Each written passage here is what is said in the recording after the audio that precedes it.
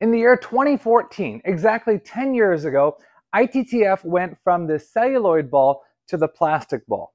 Now, some of the things in table tennis remain the same, but there's one weird aspect of the game that changed drastically. So if you started getting coaching or you began table tennis before the year 2014, you really need to listen up.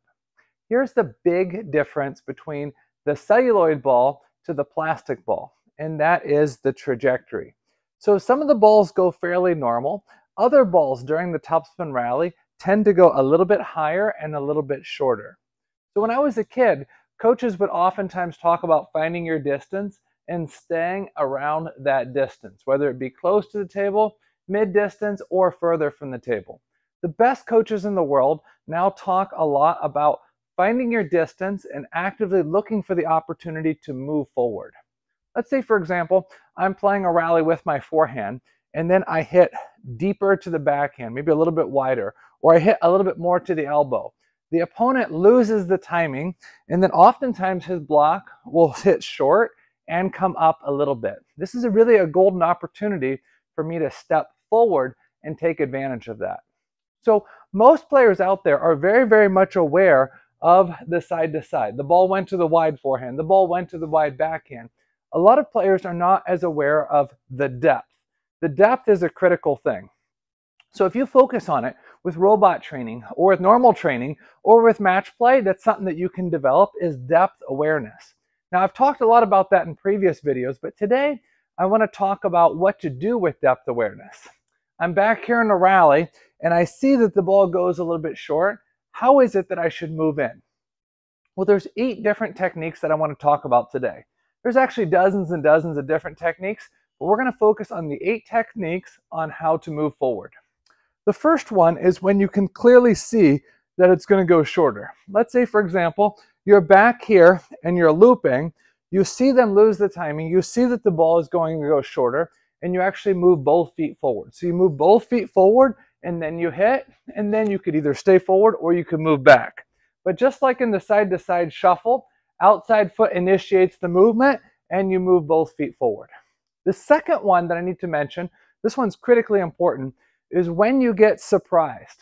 Okay, so let's say, for example, you're at mid-distance or far from the table, and then all of a sudden, maybe it was a miss hit, maybe it was a net ball, somehow the ball went short, and there was no way of you telling ahead of time that it was going short.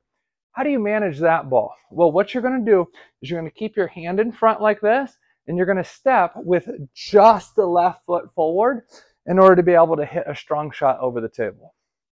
The third one that I want to mention is with backhand. Now, this is the weird one. With backhand, it's preferable to have your right foot back just a little bit.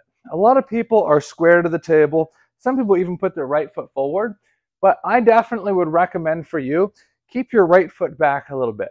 This allows you to engage your core a little bit for backhand, and it also allows for an easier transition to the forehand. So right foot back a little bit, and you hit this one. Let's say, for example, you play a little bit wider to the backhand, and they block short, and you can clearly see that it's going short. What do? You move in with both feet, you hit, and then you reposition. That's the third one. The fourth one, as you can guess, is when you're surprised to the backhand. So I'm back here from the table, and then they hit a short one. How do I move in for that one? I would step in just with the right and then hit. Why is it important on this one to just step in with the right? Because it turns your body.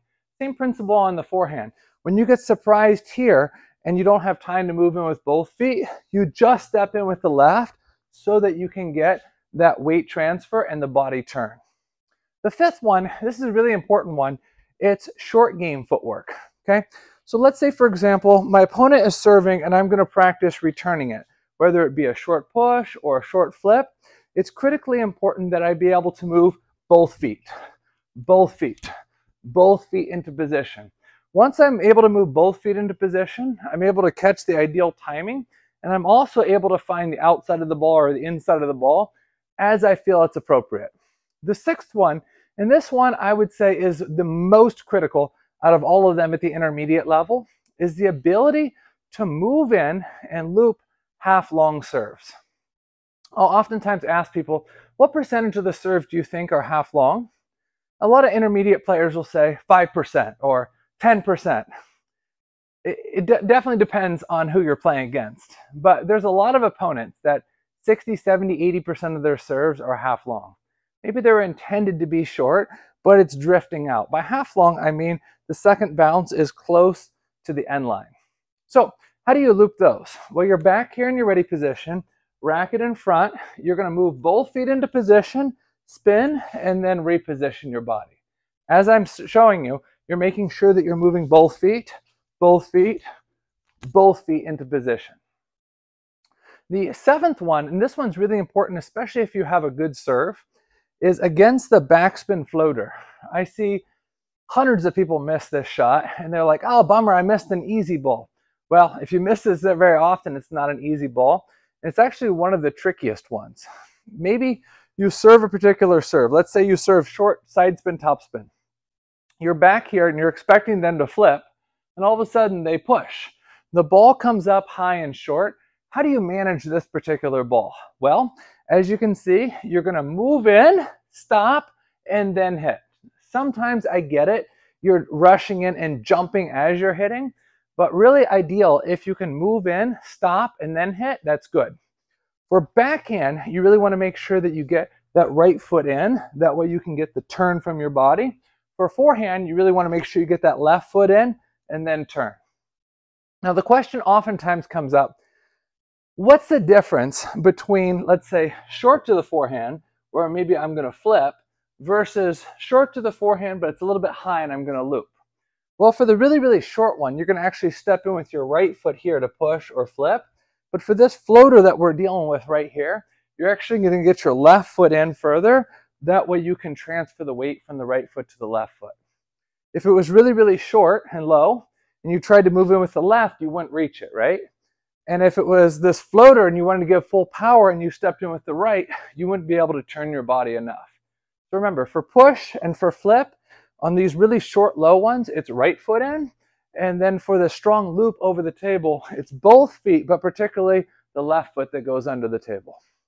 And the last and final one, and this one is oftentimes neglected, is against fishing or lobbing. So let's say, for example, you're in a fast topspin rally. You play a wide angle and the guy gets off the table and he just kind of lobs it back over to you. Why is it important that you step forward? Well, actually the most important one on this one is that you step back. If you step back, then as you hit, you can transfer your weight going forward. But if you're stuck close to the table, you'll never be able to transfer the weight forward. So for this last one, number 8, I'm going to recommend definitely have the ability to step back. When do you know when to step back? As soon as they lose the timing. You're both close to the table playing fast rallies, that's fine. As soon as you play a great location, the guy backs up, he loses the timing, and he's lobbing the ball back, instantaneously get back. Why? So that way you can hold the ball longer and transfer the weight forward. I'm Samson Dabina. Thanks for watching this video. If you're seeing it on YouTube, make sure you hit that like and subscribe button down below. And if you have any questions, feel free to leave me a question. See you soon. Especially on the backhand side. Silva tends to roll the ball more. That's nasty.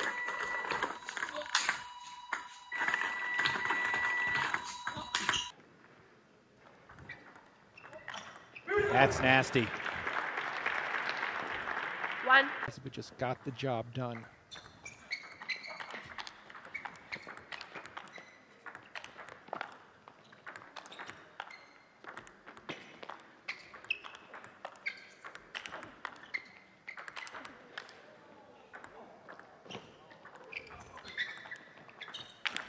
That's phenomenal. Game 3. Won the last 5 points. 6 in a row now for Silva. Wow. Score 4-9. Oh, goodness.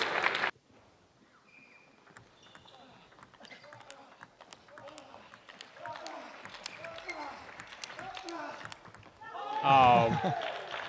Playing kind of closer, but in the mid-distance. That's just textbook stuff. 1-0. These guys are so amazing. Every time I think there's a great shot by one player, it just gets returned with a better